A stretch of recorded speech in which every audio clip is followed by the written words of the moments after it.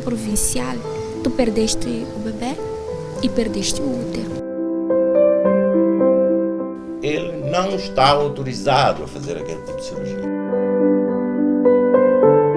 O resultado da autópsia já diz tudo, aquilo foi uma negligência.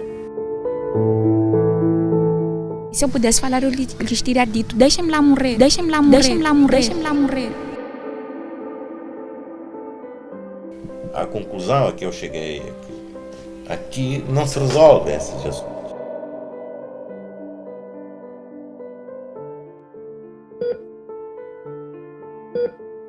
Há cerca de 1 mês e meio, o país ficou chocado com estas imagens.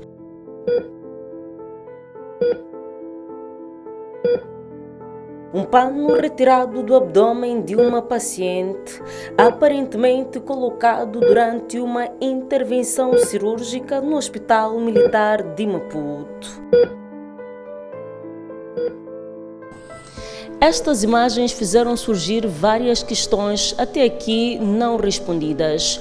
Uns diziam tratar-se de erro médico, mas outros diziam ser um procedimento normal usado durante as cirurgias para estancar sangramentos. Inspirados neste episódio, decidimos investigar um problema considerado antigo, o erro ou a negligência médica, que algumas vezes chega a ceifar vidas. Mas afinal, o que é erro médico? Erro médico é uma falha cometida por um profissional de saúde que resulta em danos ou prejuízos à saúde do paciente. Essa falha pode ser por ação ou omissão e é geralmente caracterizada por imperícia, imprudência ou negligência, mas nunca com a intenção de causar dano. Os erros médicos podem ser muito variados. Há erros médicos sem grandes consequências e há erros médicos que podem ser fatais.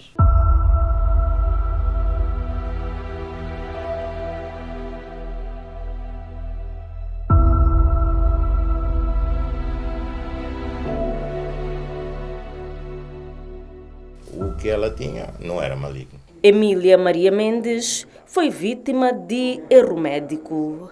Morreu a 12 de março de 2016, depois de ser operada a miomas. 9 anos já se passaram, mas os detalhes ainda estão muito presentes na memória de Renato de Jesus, seu esposo. Ela perguntou ao médico qual seria a melhor solução para aquilo. O médico propôs que se fizesse cirurgia, mas ela decidiu que ao invés de retiração do mioma, que fizesse esterectomia, que é a retirada do útero. A intenção de Renato era que sua esposa tivesse um melhor tratamento e voltasse para casa bem de saúde. Mas não foi o que aconteceu. Perdeu a vida 24 horas depois da cirurgia e, segundo o resultado da autópsia, vítima de problemas respiratórios. Eu perguntei, normal. Agora, como você vai fazer cirurgia na barriga de uma mulher e ela morre de pulmão, pá? Renato nunca teve respostas. Naquele mesmo dia, iniciou uma luta que dura 9 anos e nesta pasta carrega consigo todo o dossiê do processo. Uma carta, direção clínica, e outra para a Direção Nacional de Inspeção. A Direção Nacional de Inspeção levou o tempo que levou, até dezembro desse ano, quando deu resposta, mas a resposta coincidiu com uma outra da Direção-Geral do Hospital, que era um risco, essas coisas todas. E que ocorre normalmente, mas pela minha investigação, a nível mundial, é 1%. Não satisfeito, escreveu também para a Ordem dos Médicos e no dia 31 de agosto de 2017 recebeu esta resposta com conteúdo semelhante. A morte da senhora Emília Maria Mendes deveu-se a uma complicação súbita, possível em qualquer cirurgia, risco que não pode ser totalmente eliminado. O que é estranho para Renato é que 4 dias depois, a mesma Ordem dos Médicos decretou através deste documento uma sanção ao médico que operou sua esposa. com uma pena de multa de 2 salários mínimos nacionais por ter violado os princípios éticos ao realizar uma cirurgia de um caso que não era da sua especialidade. Despacho castigo médico por ter feito uma cirurgia que não é da sua especialidade. Já está tudo dito a partir daí. Ou seja, o médico cometeu um erro. Ora, uma das coisas que está muito clara no Código de Ética da Ordem dos Médicos é que o médico ou o técnico de medicina nunca deve exceder os limites da sua competência. Por exemplo, se ele é cirurgião geral, em geral os cirurgiões gerais são cirurgiões abdominais, ele não se deve meter a fazer uma cirurgia para a qual ele não está qualificado. Mas, porque não há regras sem exceção, o bastonário da Ordem dos Médicos explica que há procedimentos que devem ser cumpridos, informar o paciente. Eu tenho de revelar com toda a profundidade, eu sou cirurgião. O normal é que o mioma seja da área de atuação do gineco-obstetra. Mas também sei fazer este ato médico. Está ou não confortável que seja eu a fazê-lo ou desejaria que eu a referisse para o especialista da área. E havendo esta concordância, naturalmente que o doente ou fica nas mãos do cirurgião ou vai para o gineco-obstetra, como é o dever de ele escolher. Mas não foi o que aconteceu com Emília. A família só teve conhecimento depois da morte que o cirurgião não era especialista. A STV decidiu ouvir o médico cirurgião que operou Emília Maria Mendes, mas este preferiu não se pronunciar sobre o assunto, pois no seu entender o dossiê já está fechado. Aliás, o médico continuou a exercer a sua profissão até a reforma. A situação não agradou Renato, que decidiu recorrer à justiça. O instrutor do processo fez o trabalho dele, formou o processo, inquiriu e tudo, o processo. Eu constituí-me assistente, acompanhei, o processo estava bem elaborado e havia matéria mais suficiente para a acusação. Só que, estranhamente, já no fim do processo, o que o magistrado me disse foi que alguém superior avocou o processo para ser ele a apreciar. Então, o superior hierárquico avocou o processo e deu o despacho da abstenção. Ok? Então, eu notei logo que ali havia uma estratégia para deitar fora o processo, queimar o processo. Mesmo assim, não desistiu. Foram idas e vindas ao tribunal, procuradoria e tantas outras instâncias de justiça todos os meses por cerca de 9 anos. Fiz uma reclamação ao juiz-presidente do Tribunal Judicial da cidade de Maputo. Não tem resposta. Fiz uma exposição com reclamação ao Conselho Superior da Magistratura Judicial. Até hoje não tem resposta. Ainda fiz uma exposição para o Provedor de Justiça, que também não tem resposta. E tudo isso já passou há mais que 2 anos. Está a perceber? Então, ninguém quer resolver o assunto. É o sentimento de quem não sabe se algum dia verá o desfecho do seu caso. 9 anos é o cúmulo. Paulo Souza é autor do livro Regime Jurídico do Erro Médico em Moçambique. Explica que no país não existe uma lei específica sobre o assunto, o que traz várias consequências. O regime jurídico é uma espécie de um local que vamos encontrar respostas sem ambiguidade. Mas hoje em dia temos que apalpar, e por isso que há um conjunto de impunidades, um conjunto de processos iniciados que não terminam, e se terminam com ausência de rigor ou de consequência jurídica. E pode ser isso o que está a acontecer com Renato. Ainda assim, Paulo Souza diz que esta não pode ser a justificação. Se aquele que deve aplicar a norma diz que não existe, encerra o processo. Portanto, as pessoas que eventualmente vão se sentir insatisfeitas têm a garantia do recurso. Segundo o jurista Ampasso Cambledge, há sempre espaço para a responsabilização, seja civil ou criminal. Os atos do médico, se consistirem numa situação de negligência grave e isto resultar, por exemplo, a morte de uma determinada pessoa, podemos aqui estar numa situação de responsabilidade penal. O erro médico pode também apresentar-se de outras formas, negligência ou omissão. E no relato a seguir vamos ouvir a história de Leila, que diz ter sido vítima há 4 anos. Era para quê? Para ir perder a vida lá e de lá acabou. Os olhos de Leila ainda enchem-se de lágrimas quando recorda-se do dia 4 de julho de 2021, data em que foi ao Hospital Provincial de Maputo com a intenção de dar à luz ao seu 4º filho. Já não estava a aguentar, quando hoje eu volto, eu não estou a aguentar. Mandaram-me subir na cama subir, foi me observar, e essa senhora é dramática, está com 2 centímetros de dilatação, não vai dilatar. A médica disse-me que seria cesariana ou indução. Ninguém levou em conta aquilo que eu dizia. Mas, mesmo suplicando, aquelas que deviam ajudá-la faziam o inverso. Continuavam impávidas, ignorando uma recomendação do profissional de saúde que acompanhou durante a sua gestação. Depois de eu lançar, ela pega, vai ali, chega, apaga a lâmpada, fecha a cortina, isolar-me delas. Eu lá isolada, continuo com minhas dores. De repente eu só sinto... Quando eu sinto aquele foi, meu bebê está a sair. Quando eu viro a cabeça, assim, graças a Deus, vi uma barra de soro. Então eu pego aquela barra de soro, encaixo naquela cama. Começou aquele ruído. Eu não parava. Enritei a elas. Quando vieram correr a Ivone, acende a lâmpada, abre a cortina, acende a lâmpada. Quando vira, socorro, colega, isto é sério, socorro. É quando elas vêm. Eu não podia falar na altura, não conseguia falar. Mas se eu pudesse falar, eu lhes teria dito, deixem-me lá morrer.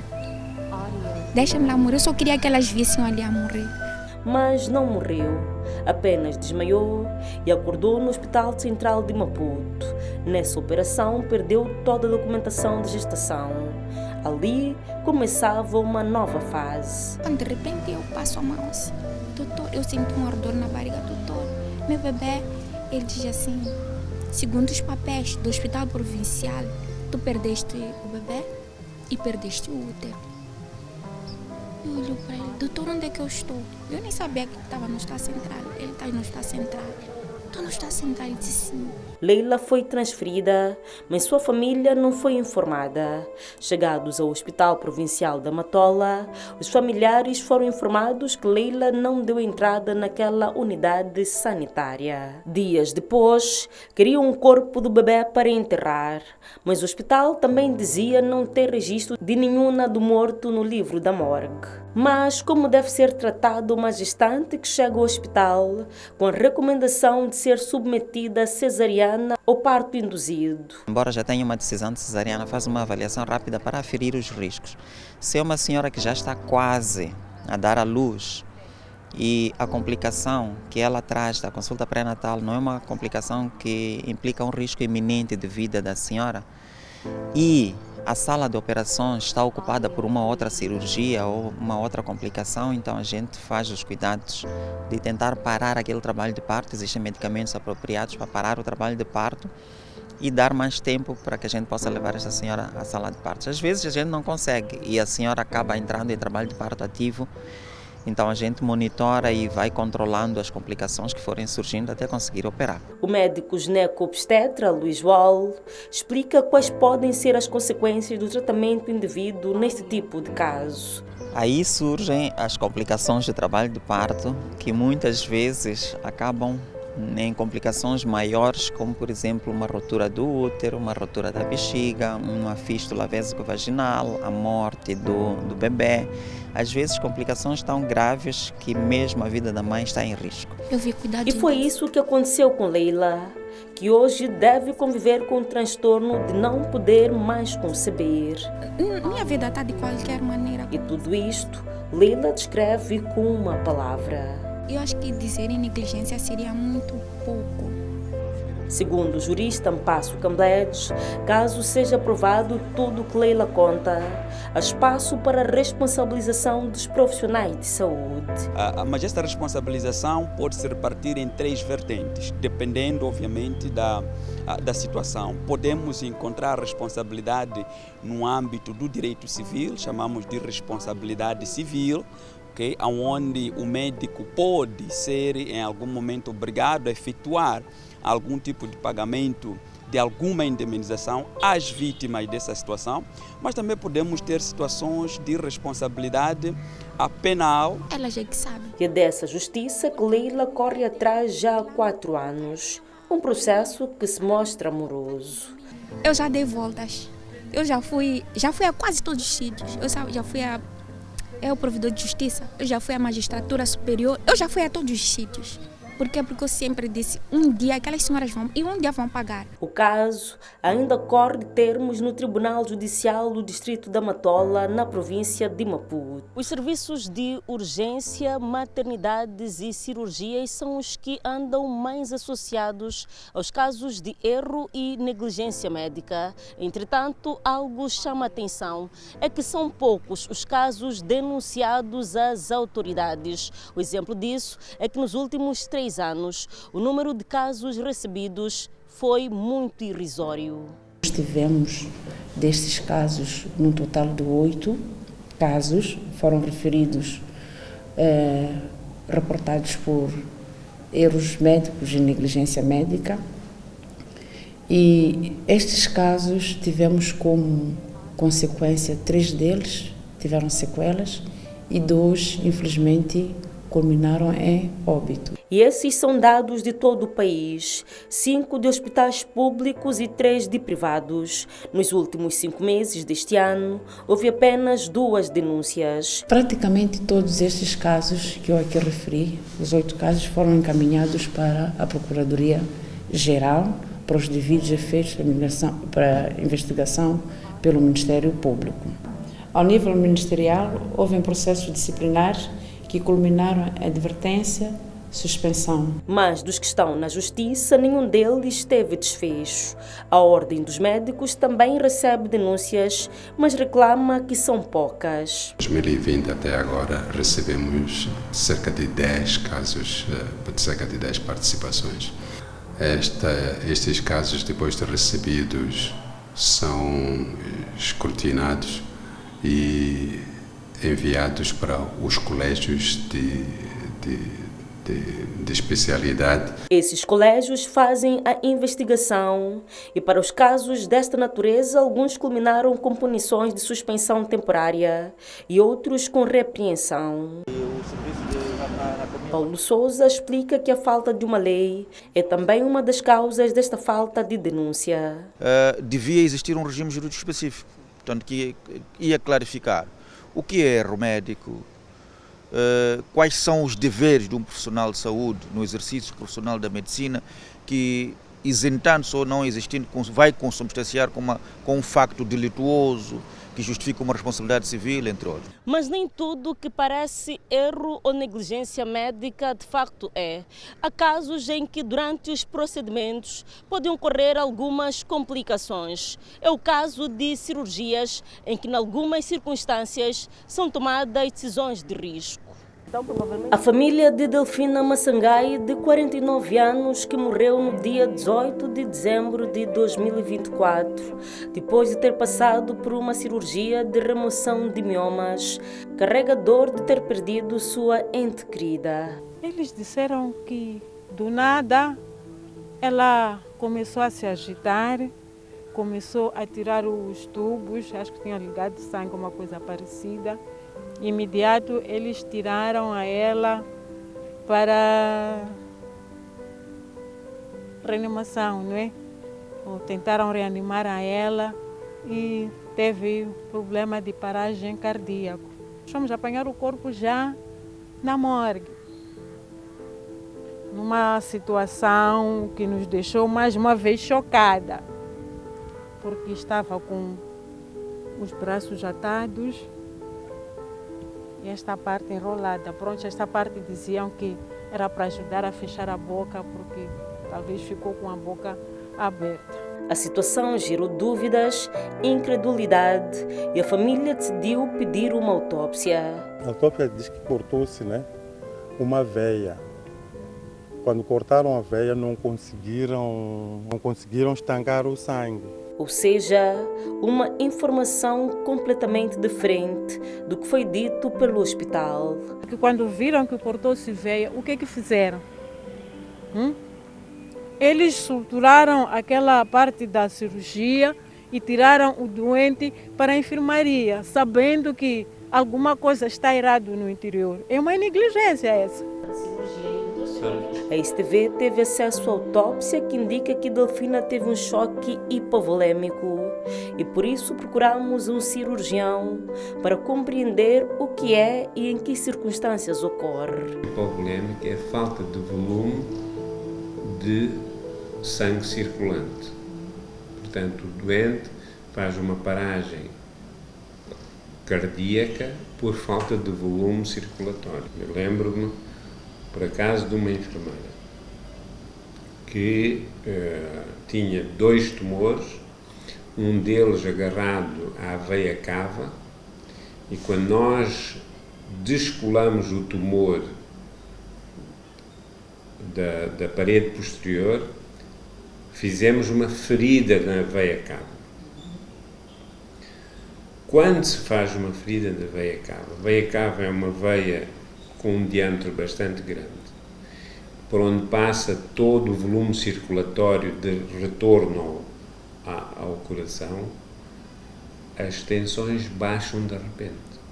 Então, naquele momento, ela fez um choque hipovolémico. Ou seja, é algo normal e que pode acontecer nas cirurgias, mas o médico chama a atenção que é preciso uma articulação coordenada com o anestesista. Sempre que as tensões do doente começam a baixar, antes de chegar ao choque hipovolémico, o anestesista dá o alerta e diz ao cirurgião: alguma coisa não está bem. Agora, não se sabe se o caso de Delfina ocorreu durante a cirurgia ou depois, mas Igor Vaz explica que mesmo depois há espaço para controlar o choque hipovolêmico.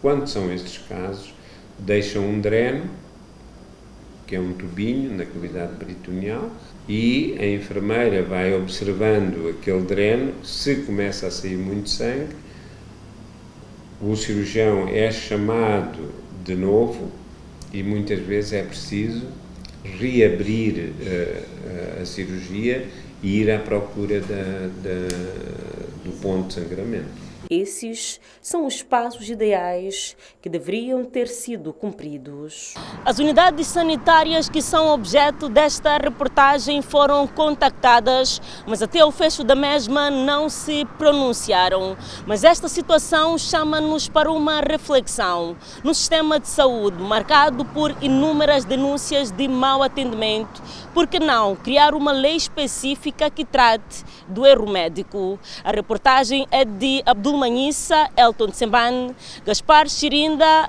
Isaac Langa, Fernandes Varela e Julieta Zucula, STV.